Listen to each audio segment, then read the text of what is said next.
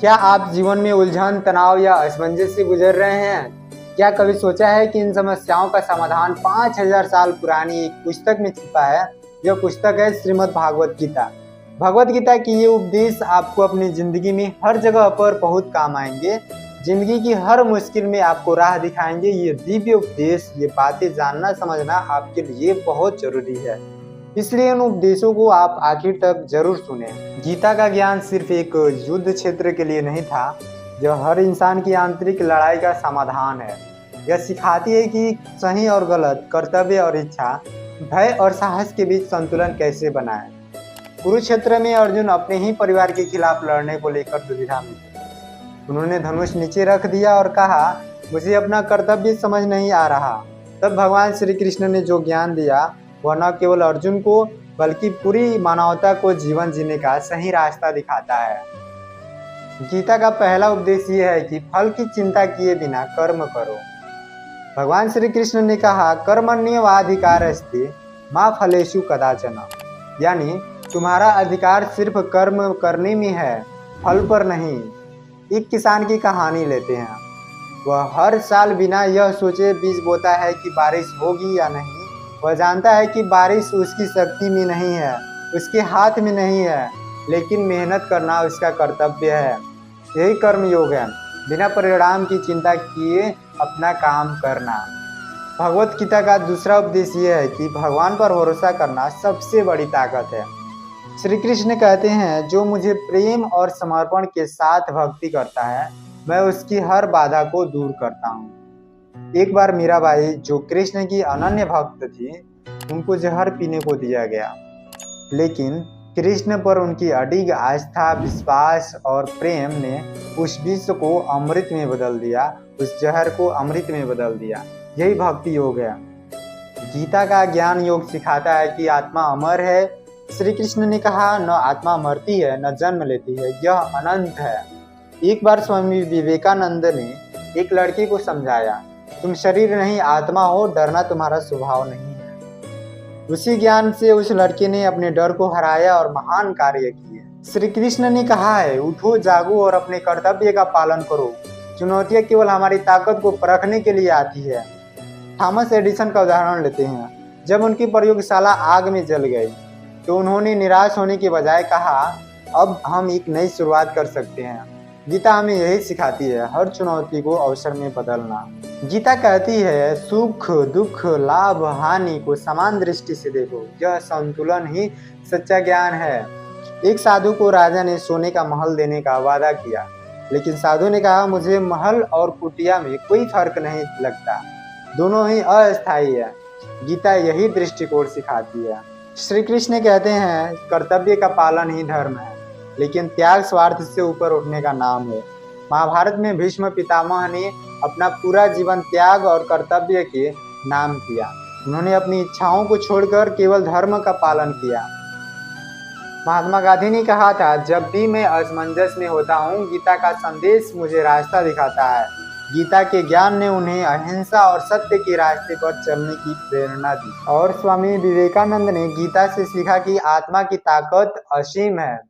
उन्होंने पूरी दुनिया को भारतीय दर्शन और गीता के ज्ञान से प्रेरित किया। श्रीमद् भगवत गीता के गूढ़ सिद्धांत और भी गहराई से समझे। एक श्लोक है, कर्मण्येवाधिकारस्ते मा फलेषु कदाचन, मा कर्म फल हेतुर्भु माते संगोष्ठो कर्मणि। यह श्लोक सिखाता है कि इंसान का अधिकार केवल कर्म करने में है, फल पर नहीं। लेकिन इसका मतलब यह नहीं है कि परिणाम की चिंता ही न करें। इसका सही अर्थ है, बिना फल की चिंता किए अपना कर्म ईमानदारी से करना। महाभारत के युद्ध में अर्जुन ने जब युद्ध के परिणामों पर ध्यान दिया तो वह डर गया, लेकिन श्री कृष्ण ने उसे समझाया, तुम्हारा कर्तव्य है लड़ाई करना, जीतना या हारना भगवान पर छोड़ दो। एक उदाहरण है, एक युवा लेखक ने कई बार अपनी किताबें प्रकाशित करने की कोशिश की, लेकिन असफल रहा। उसने हार नहीं मानी और अंततः उसकी पुस्तक बेस्ट सेलर बनी।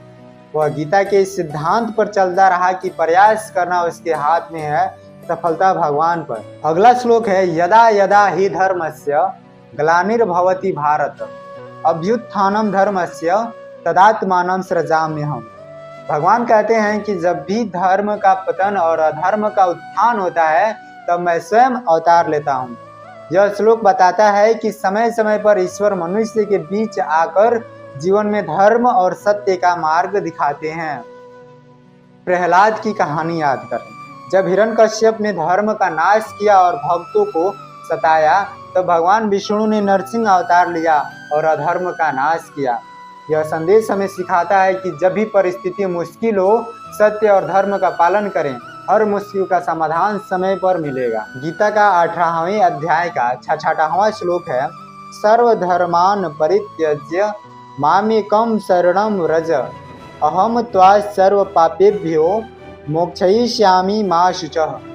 भगवान कहते हैं सभी धर्मों को छोड़कर केवल मेरी शरण में आ जाओ, मैं तुम्हें सभी पापों से मुक्त कर दूंगा। यह समर्पण का सिद्धांत सिखाता है।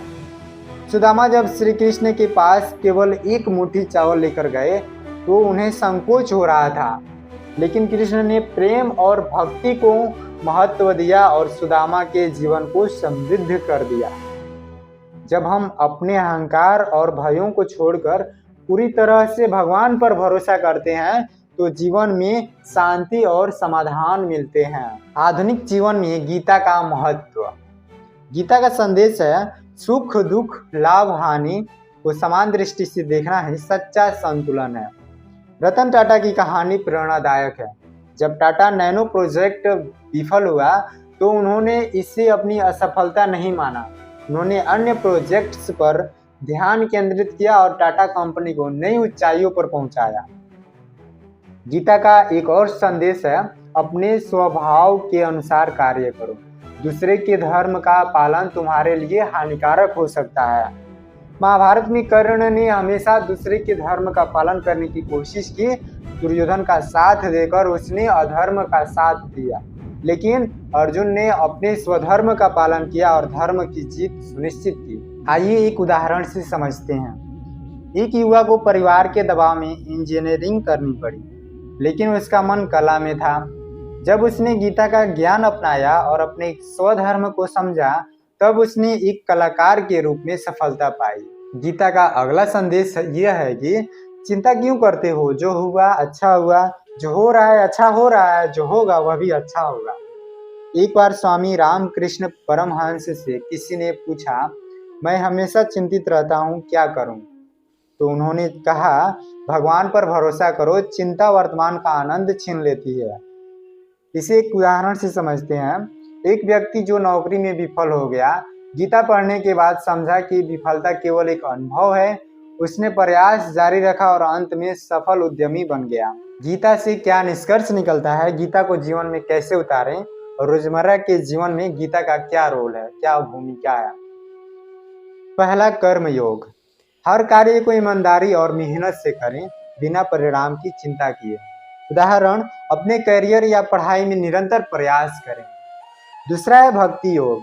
दिन में कुछ समय भगवान की प्रार्थना या ध्यान के लिए निकालें। उदाहरण के लिए सोने से पहले 5 मिनट ध्यान करें। तीसरा है ज्ञान योग। आत्मा को पहचानें, इसे समझने के लिए रोजाना एक श्लोक पढ़ें।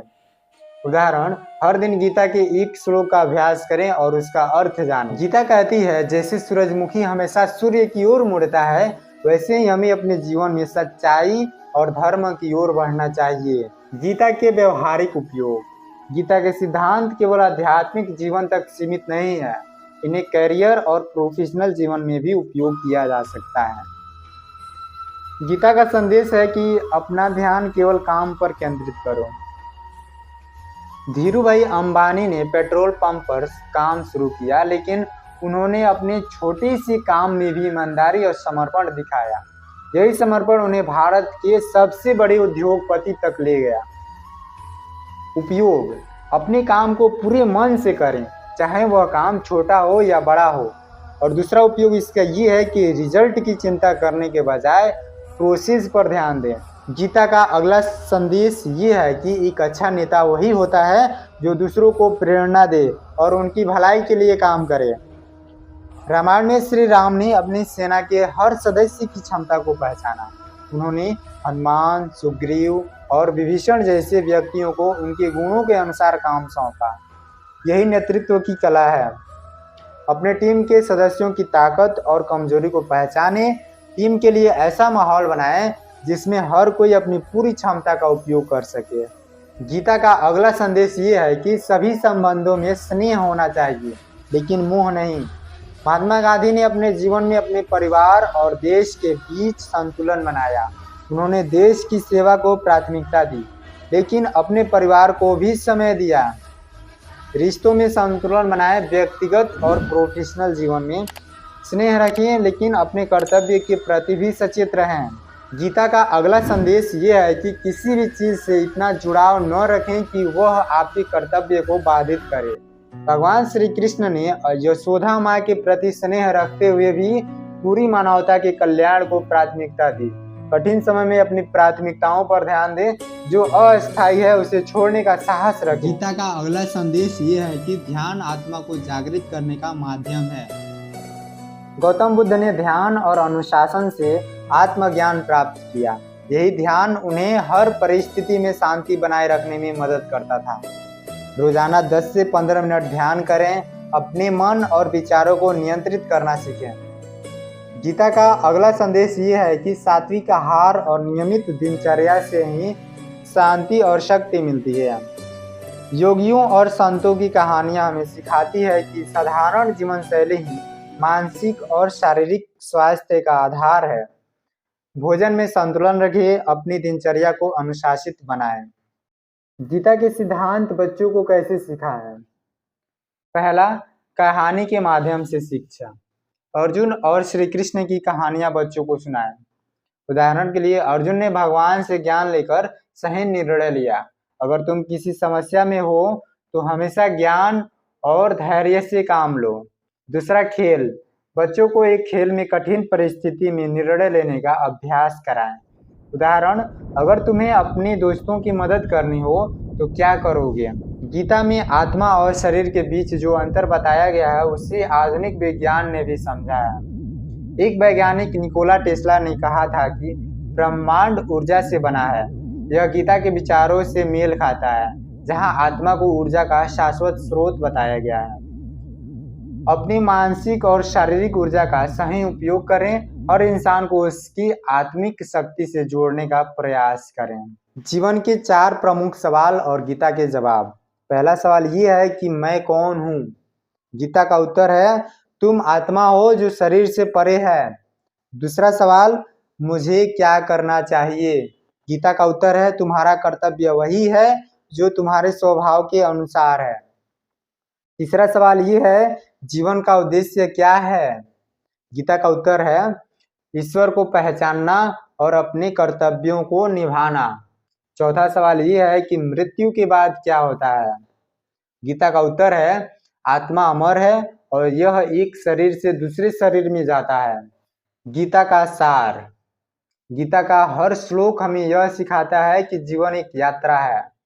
कर्तव्य निभाएं, संतुलन बनाएं, प्रेम और समर्पण से जिए और सबसे महत्वपूर्ण, गीता का अध्ययन करें। अंतिम संदेश ये है हमारा कि गीता को अपनाएं, जीवन को सरल बनाएं। गीता केवल एक ग्रंथ नहीं बल्कि जीवन का दर्पण है। यह हमें दिखाती है कि कैसे मुश्किलों में भी शांति और संतुलन बनाए रखा जा सकता है। यह हमें सिखाती है कि हमारे कर्म, हमारी सोच और हमारे विश्वास ही हमारे जीवन को आकार देते हैं। जीवन में अगर कोई सवाल हो तो गीता की शरण में जाइए, आपके हर सवाल का जवाब यहाँ मिलेगा। यह न केवल आपको सही रास्ता दिखाएगी बल्कि आत्मा की गहराई तक शांति का अनुभव भी कराएगी। आपका जीवन बदलने के लिए एक कदम श्रीमद् भगवत गीता की ओर। जय श्री कृष्ण। इस वीडियो को देखने के लिए धन्यवाद। अगर आपको यह संदेश प्रेरणादायक लगा हो तो इसे अपने दोस्तों और परिवार के साथ साझा करें और श्रीमद् भगवत गीता को अपने जीवन का हिस्सा बनाएं।